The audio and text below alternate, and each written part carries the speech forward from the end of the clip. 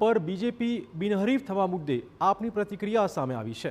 આપના પ્રદેશ અધ્યક્ષ ઈસુદાન ગઢવીએ ભાજપ પર શાબ્દિક પ્રહાર કર્યા હતા। તે 700 સીટ પર ભાજપ ચૂંટણી લડવા લાયક નહોતું, આ દાવો કર્યો ઈસુદાન ગઢવીએ।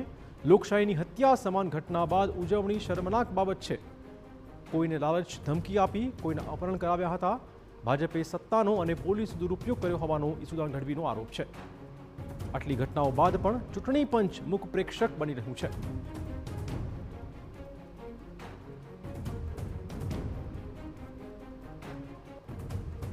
ભાજપે ઉજવણી કરી છે કે 700 લોકો અમારા બિનહરીફ થયા ને ઇતિહાસમાં પહેલી વખત થયું ને એનો અર્થ થયો કે તમે ચૂંટણી લડવા લાયક નહોતા રહ્યા ત્યાં તમને લોકો ઘૂસવા દેતા નહોતા, તમે સત્તાનો દુરુપયોગ કર્યો, તમે પોલીસનો દુરુપયોગ કર્યો, આપણી રાજનીતિનો તમે દુરુપયોગ કર્યો।